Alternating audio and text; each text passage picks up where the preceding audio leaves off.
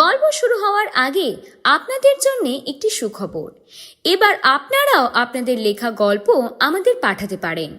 বাছাই করা গল্প আমরা উপস্থাপনা করব আমাদের চ্যানেলে। পোস্টারে এবং ডেসক্রিপশনে দেওয়া ইমেল আইডি quetzalfilms@gmail.com-এ আমাদের সঙ্গে যোগাযোগ করতে পারেন।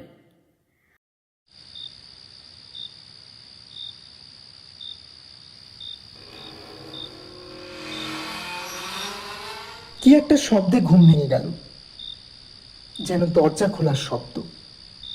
চোখ খুলে দেখি ঘর অন্ধকার। একটু অবাক লাগলো। আমার অভ্যেস জানলা খুলে রাখা। কেন জানলা বন্ধ করে শুয়েছি কয়েক মুহূর্ত ভেবেই পেলাম না। তারপর হঠাৎ মনে পড়ে গেল সব কথা। অমনি ওঠার চেষ্টা করলাম, কিন্তু পারলাম না। শরীরে এতটুকুও জোর নেই। মাথার ভেতরটা শূন্য লাগছে। তেষ্টাও পেয়েছে, তাই ওঠা দরকার। মনে পড়ছে কোনার দিকে কুজোয় জল রেখে গেছে দরবেশ সাহেব। বলে গেছে অসুবিধে হলে ডাকবেন, পাশের ঘরেই আছি। কিন্তু ডাকতে গিয়ে টের পেলাম গলায় আওয়াজ বেরোচ্ছে না। কেন যে সেই অলক্ষণে বাসটায় চেপেছিলাম। অত ভিড় বাসে চাপার অভ্যেস আমার নেই। ইচ্ছে করলে বন্ধুর বাড়িতে রাতটা আরামে কাটিয়ে আসতে পারতাম। ভোরের দিকে বাসটা নাকি খালি যায়, অথচ কি এক ভুতুরের জেদ আমাকে পেয়ে বসেছিল।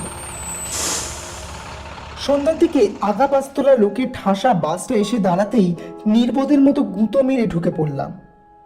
পাদানিতে অনেকগুলো পায়ের উপর পা রেখেছিলাম। ওরা আপত্তি করছিল। বাসটা স্টার্ট দিয়ে খুব জোরে চলতে শুরু করলো। প্রায় মাইল খানেক ঝগড়াঝাটি চলতে থাকলো গেও লোকগুলোর সঙ্গে। তারপর কে যেন আমাকে হ্যাঁচকার টানে চলন্ত বাস থেকে টেনে নামালো। অর্থাৎ আমি ছিটকে পড়ে গেলাম। ভাগ্যিস পিচের ওপর পড়িনি। রাস্তার ধারে পুরো ঘাসের ওপর পড়ে সঙ্গে সঙ্গে জ্ঞান হারিয়ে ফেলেছিলাম।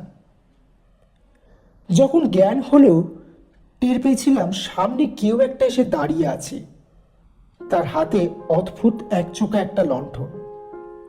লণ্ঠনটার আলোর রং নীল। এমন নীল কাঁচে ঢাকা বাতি নিয়ে মানুষ ঘোরাঘুরি করে কোশমিন কালেও দেখিনি।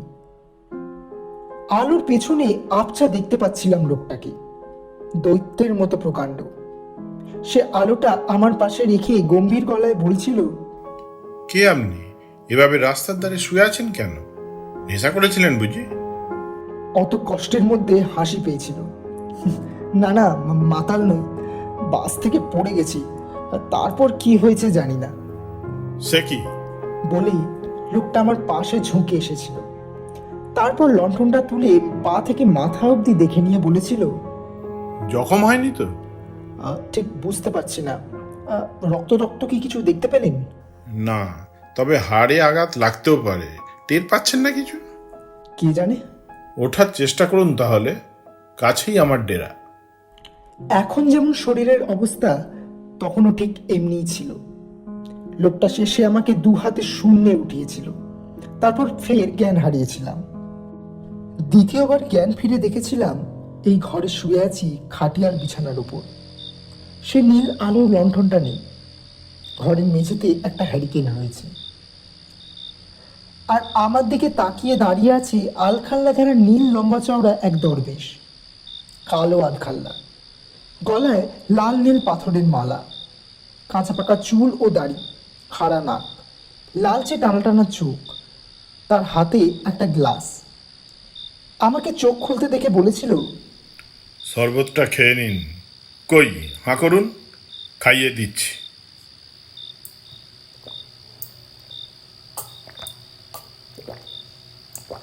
একটু ঝাঁঝালো সুগন্ধ সেই শরবত কয়েক ঢোক গেলা মাত্রই আমার শরীর যেন বিদ্যুতের খেলা শুরু করে দিয়েছিল। ভয় পাওয়া গলায় বলেছিলাম, এ কিসের শরবত? দরবেশ হেসেছিল। ভয় পাবেন না, বিষ নয়, খুব উপকারী দাওয়াই আছে ওতে। এক্ষুনি সুস্থ হয়ে উঠবেন। একেবারে সুস্থ না হতে পারলেও উঠে বসার শক্তি ফিরে পেয়েছিলাম। তারপর ওর সঙ্গে কিছু কথাবার্তা হয়েছিল। জানতে পেরেছিলাম বিশাল মাঠের মধ্যে এক দিঘির ধারে নির্জন দরগায় আমি আশ্রয় পেয়েছি। এর নাম মতি বিবির দরগা। নীরব রাত, অচেনা শব্দ, আর সেই শব্দের আড়ালে লুকিয়ে আছে এক গল্প। কোয়েটসেল ফিল্মস রাইটার্স চয়েসে আপনাদের সকলকে স্বাগত। আজ শুনবেন শায়েদ মুস্তাফা সিরাজের লেখা মতি বিবির দরগা।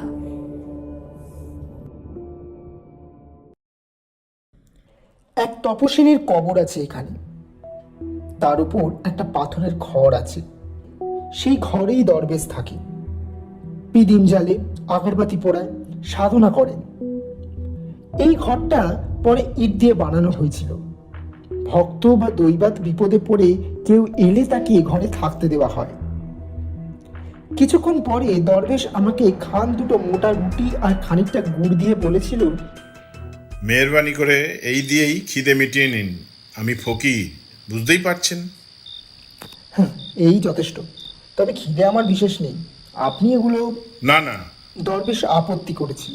আপনার কিছু খাওয়া দরকার, খেলেই গায়ে জোর হবে। আল্লাহর দয়ায় আপনি বেঁচে গেছেন। ওভাবে চলন্ত বাস থেকে পড়লে মানুষ বাঁচে না, যদি বা বাঁচে হাড়গোড় আস্ত থাকে না। আমার হাড়গোড় আস্ত আছে তা ঠিকই, কিন্তু শরীর এত দুর্বল হয়ে গেছে কেন তা বুঝতে পারছি না। দরবেশের প্রতি কৃতজ্ঞতা দেখাতেই রুটির টুকরো ছিঁড়ে মুখে পড়েছিলাম। ফের সেই শব্দটা হলো। খুব পুরনো জং ধরা লোহার কপাট খোলার মতো শব্দ, কিন্তু কিছুটা চাপা। ঘুরঘুরটি অন্ধকার। অন্তত তেষ্টা মেটানোর জন্য যথাশক্তি চেষ্টা করলাম উঠে বসতে। তারপর মনে পড়ল পাঞ্জাবির পকেটে দেশলাইয়ের প্যাকেটটা আছে, সিগারেটও আছে। পাঞ্জাবিটা মাথার কাছে রেখেছিলাম। অতি কষ্টে হাত বাড়িয়ে দেশলাইয়ের প্যাকেটটা বের করলাম।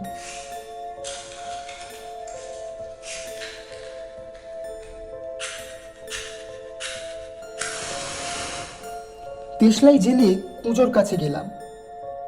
মাথা ঘুরছে। প্রতি মুহূর্তে মনে হচ্ছে আবার জ্ঞান হারাবো। কুঁজোর মুখে গেলাস আছে। দেশলাই কাঠিটা নিয়ে গেল। আন্দাজ করে জল ঢেলে চোঁ চোঁ করে গিলে ফেললাম।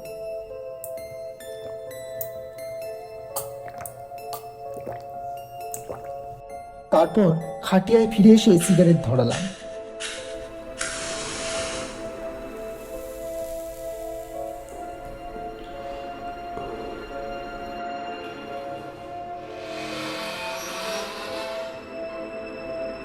তৃতীয়বার দরজা খোলার মতো বিশ্রী চাপা শব্দটা শোনা গেল। তারপর মনে হলো বাইরে এইমাত্র যেন ঝড় এসে পড়েছে। শনশন শো শো আওয়াজ বাড়তে থাকলো। ছোট দুটো জানলা আছে দুদিকে। ঘরে হু হু করে হাওয়া ঢুকে পড়লো। কষ্ট করে উঠতেই হলো। জানলাটা বন্ধ করার জন্য উঠে দাঁড়াবার চেষ্টা করলাম। কিছুক্ষণ চেষ্টার পর দেয়াল ধরে উঠে দাঁড়াতে পারলাম, কিন্তু জানলাটা কিছুতেই আটকানো যাচ্ছে না। ঘরের ভেতরে খড়কুটো ধুলোবালি ঢুকে পড়েছে ঝড়ের সঙ্গে। তারপর বিদ্যুতের ঝিলিক দিতে থাকলো। বাজ পড়লো কাছাকাছি কোথাও। তখন ভাঙা গলায় ডাকার চেষ্টা করলাম, দরবার সাহেব, দরবার সাহেব। কোনো সাড়া এলো না। দরজা অনুমান করে পা বাড়ালাম। দরজাটা খুঁজে পাওয়ার পর সেই ছিটকানি খুলতে গেছি, কানে এলো চেরা গলায় সুর ধরে কেউ গান করছে বাইরে।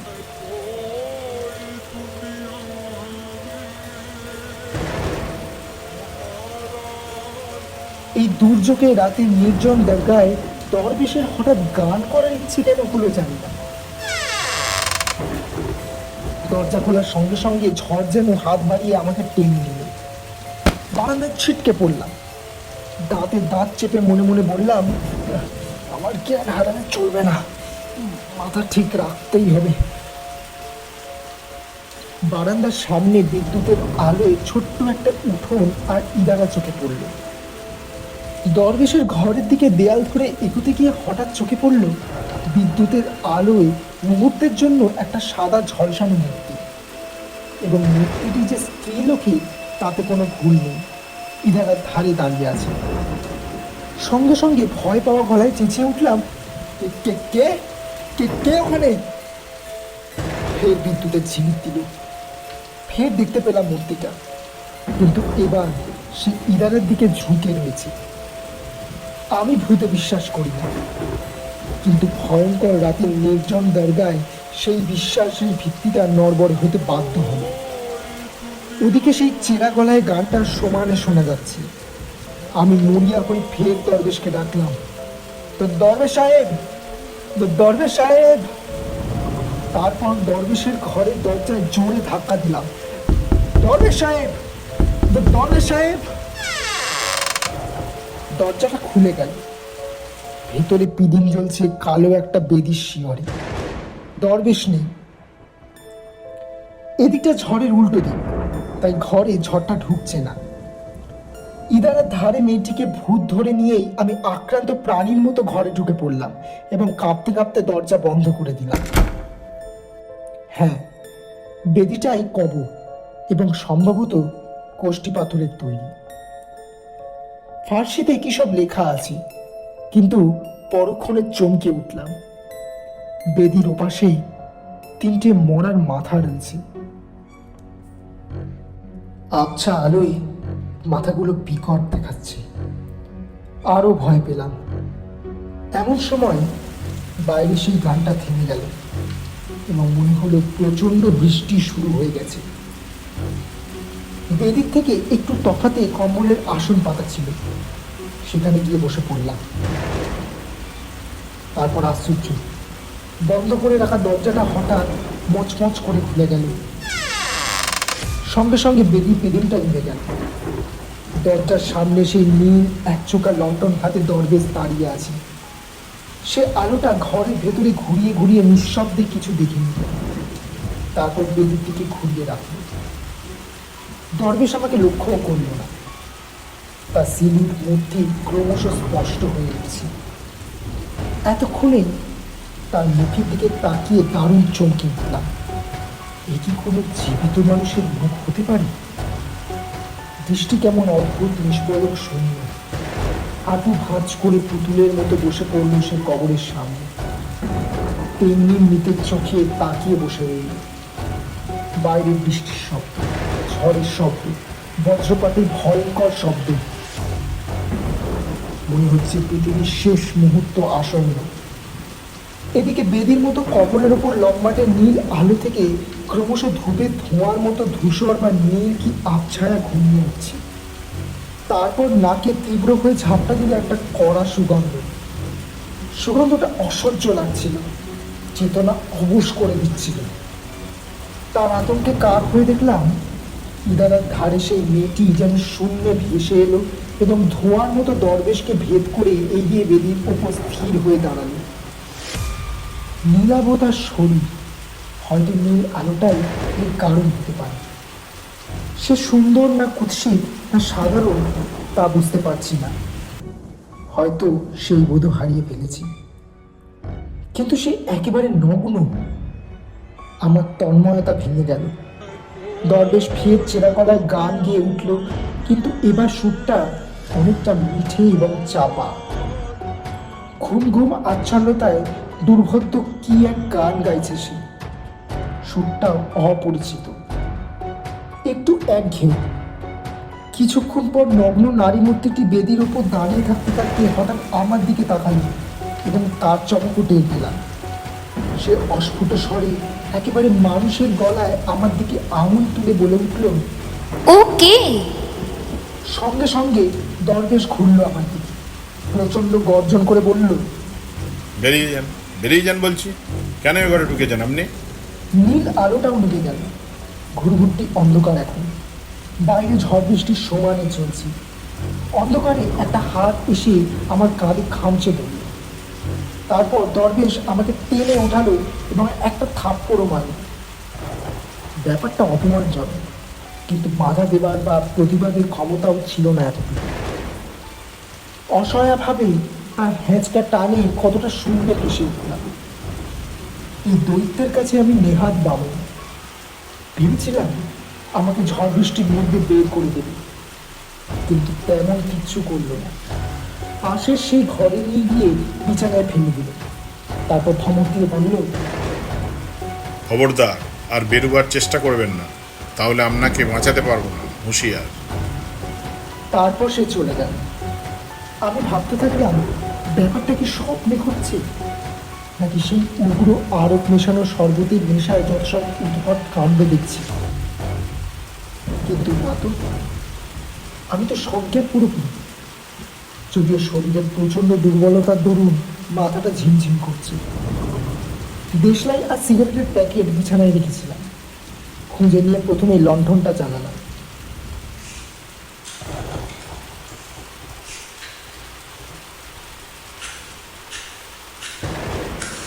তারপর সেই জানলাটা বন্ধ করে দিলাম। ঘরের মেঝেতে যথেষ্ট বৃষ্টির ছাট এসে পড়েছে ততক্ষণে। বিছানার একটা পাশও ভিজে গেছে।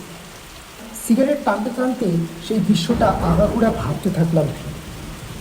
যা দেখলাম তা বাস্তব না অবাস্তব, সত্যি দেখছি না স্নায়ু বিকার।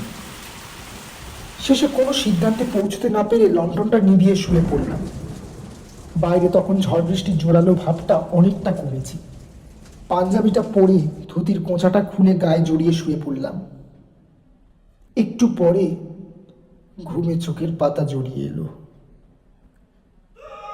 কতক্ষণ ঘুমিয়েছিলাম জানি না, ফের কি একটা শব্দে ঘুম ভেঙে গেল। এবারকার শব্দটা দরজা খোলার মতো নয়। কেউ কি আর্তনাদ করলো কোথাও? ঘুম ভাঙার পর কয়েক সেকেন্ড তার জেদ ছিল। হ্যাঁ, আমার দৃঢ় বিশ্বাস একটা প্রচণ্ড আর্তনাদই শুনেছি। দরবেশকে ডাকা বৃথা। তাছাড়া লোকটার অমন ভুতুড়ে ব্যাপার স্যাপার এবং আমার প্রতি অমন আচরণ মন বিষিয়ে গেল। কান পেতে থাকলাম। আর কোনো আর্তনাদ নয়, কিন্তু কে যেন চাপা গলায় কাঁদছে বাইরে।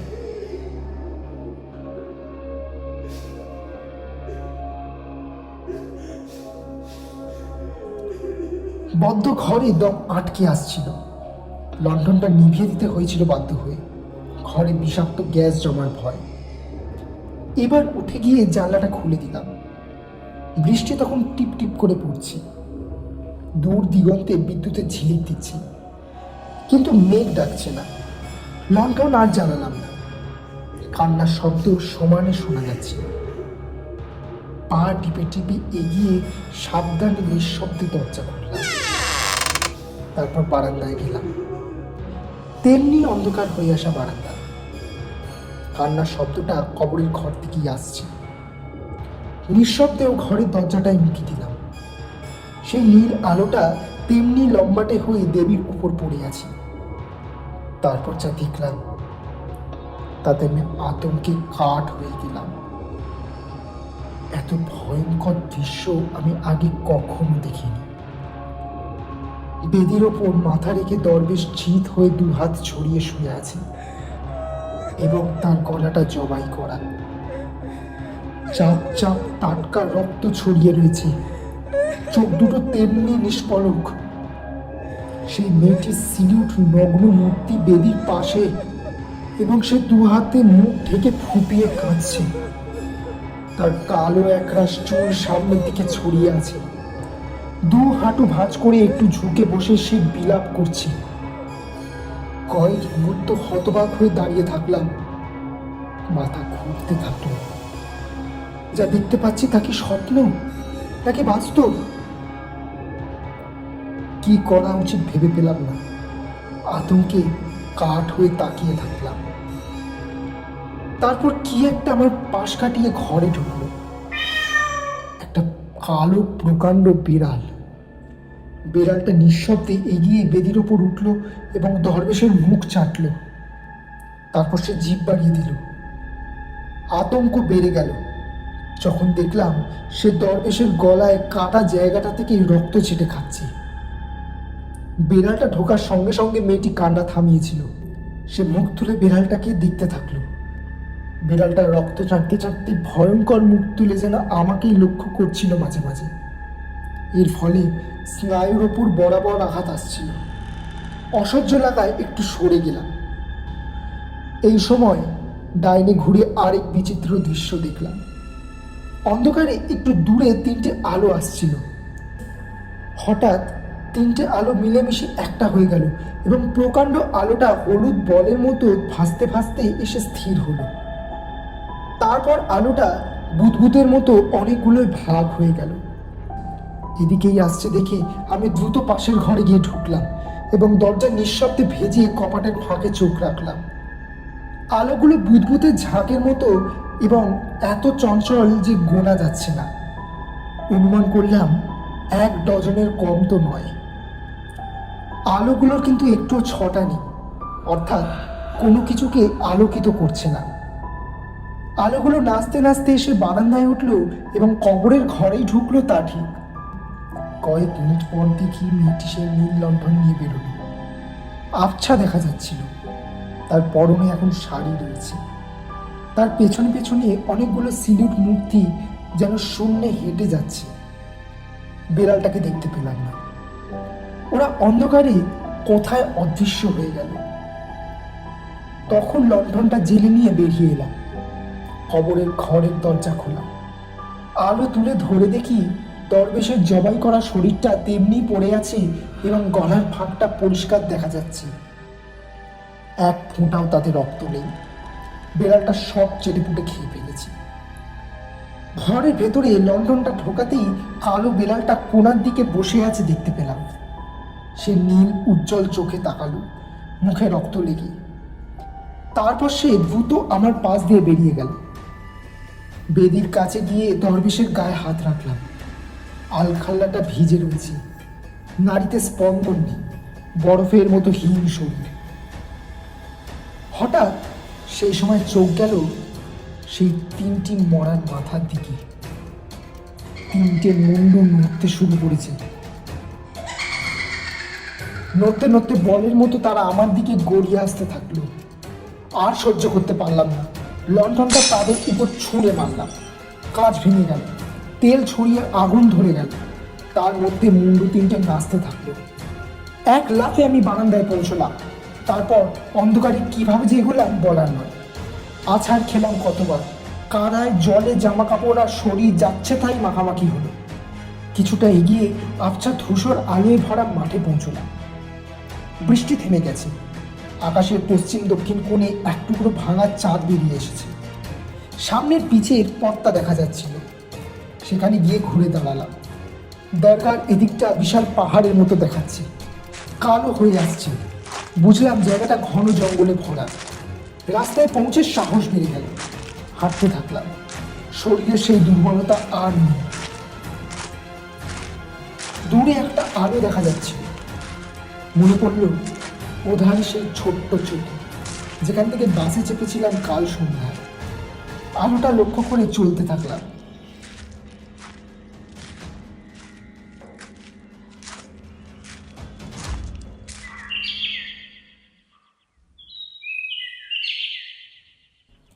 লোহাগড়া ব্লকে নিশীথ, আমার বন্ধু নিশীথ রায়চৌধুরী কৃষি অফিসার।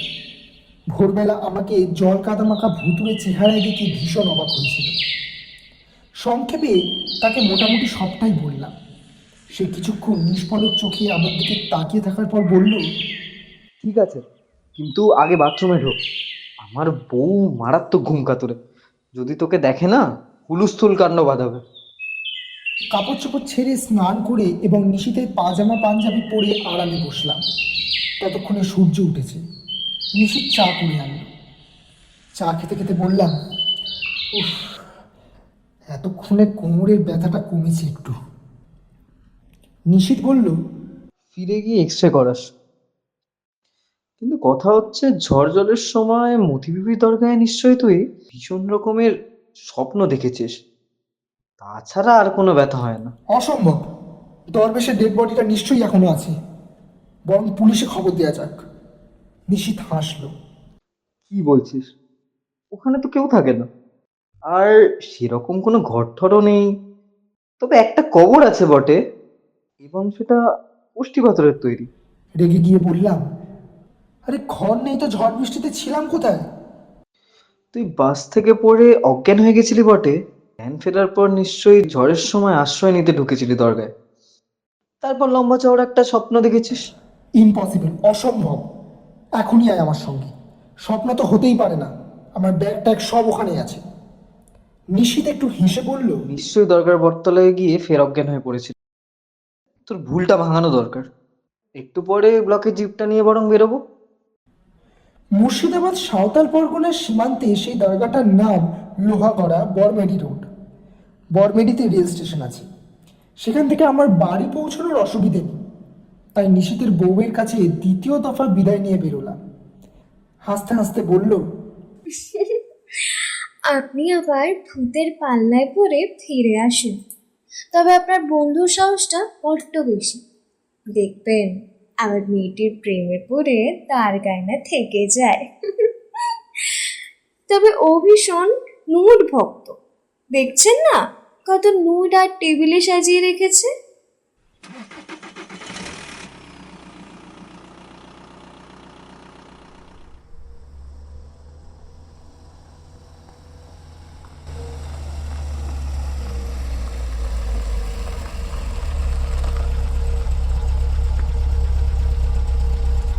মিনিট 25 এগিয়ে রাস্তার ধারে জিপ রেখে আমরা দরগার দিকে পা বাড়ালাম। তারপর থমকে দাঁড়ালাম। নিশিত বলল, কি হলো?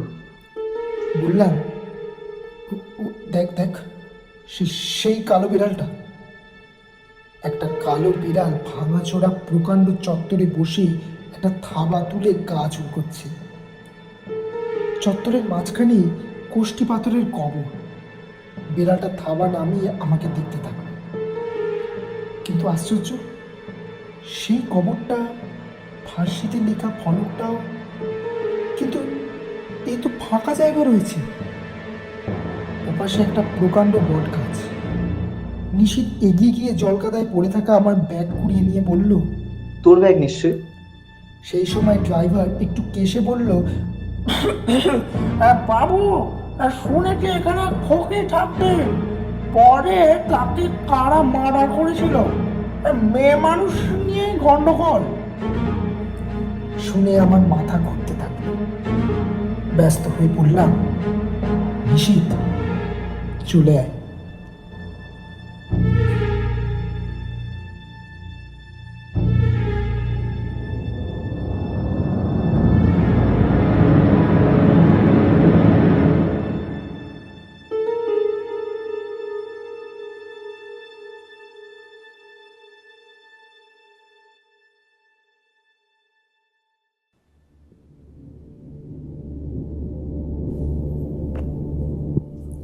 শুনছিলেন আজকের গল্প মতি বিবির দরগা। গল্প পাঠে সৌপ্তিক দে, দরবেশের ভূমিকায় শ্রী শঙ্কর বন্দ্যোপাধ্যায়, নারী মূর্তির ভূমিকায় সৈমী ব্যানার্জি, নিশিতের ভূমিকায় স্বাগত বাসু, নিশিতের স্ত্রীর ভূমিকায় স্নেহা পল, সাউন্ড ডিজাইন, এডিট ও পর্ব পরিচালনায় সৌপ্তিক দে, পোস্টার ডিজাইনে স্বাগত বাসু। আপনাদের আরও একবার মনে করিয়ে দিই, এবার আপনারাও আপনাদের লেখা গল্প আমাদের পাঠাতে পারেন। ডেসক্রিপশন ও পোস্টারে দেওয়া ইমেল আইডির মাধ্যমে আমাদের সঙ্গে যোগাযোগ করতে পারেন। বাছাই করা গল্প আমরা উপস্থাপনা করব আমাদের চ্যানেলে।